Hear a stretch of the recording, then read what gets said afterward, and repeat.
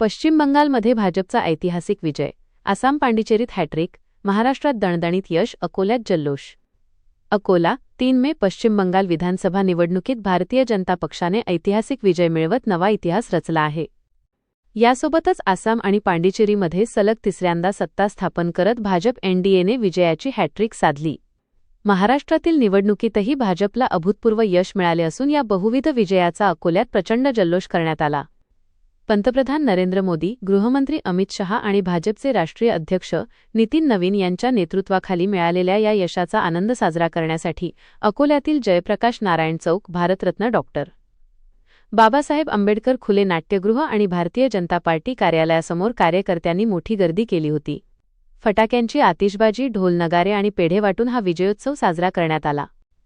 प्रमुख उपस्थितांची मांदियाळी.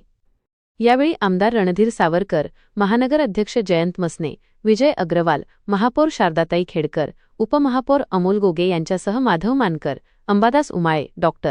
शंकरराव वाकोडे, ॲड. देवाशिष काकड, पवन महल्ले, सिद्धार्थ शर्मा, वसंत बाछुका, वैशाली शेळके, पुरुषोत्तम पानझाडे, दिलीप मिश्रा, चंदा शर्मा, चंदा ठाकूर, किशोर वारोकार आणि शेकडो पदाधिकारी व कार्यकर्ते उपस्थित होते. आमदार रणधीर सावरकर यांचे प्रतिपादन. विजयाचा आनंद व्यक्त करताना आमदार रणधीर सावरकर म्हणाले, पंतप्रधान नरेंद्र मोदी आणि केंद्रीय नेतृत्वाखाली पश्चिम बंगालमध्ये भाजपने इतिहास घडवला आहे. जनतेने तुष्टीकरणाच्या राजकारणाला पूर्णपणे नाकारले आहे. आसाम आणि पांडिचेरीतील हॅट्रिक ही विकास, हिंदुत्व आणि राष्ट्रवादावर जनतेने मारलेली मोहोर आहे. महाराष्ट्रातील हा ऐतिहासिक विजय म्हणजे 2027 आणि 2029च्या विजयाची नांदी आहे. हा विजय भूत कार्यकर्त्यांच्या त्यागाचा आणि संघ परिवाराच्या तपस्येचा परिणाम आहे. अकोल्यातील प्रत्येक घराघरात आता कमळ पोहोचेल असा विश्वासही त्यांनी यावेळी व्यक्त केला. आमच्या चॅनलला सबस्क्राईब नक्की करा.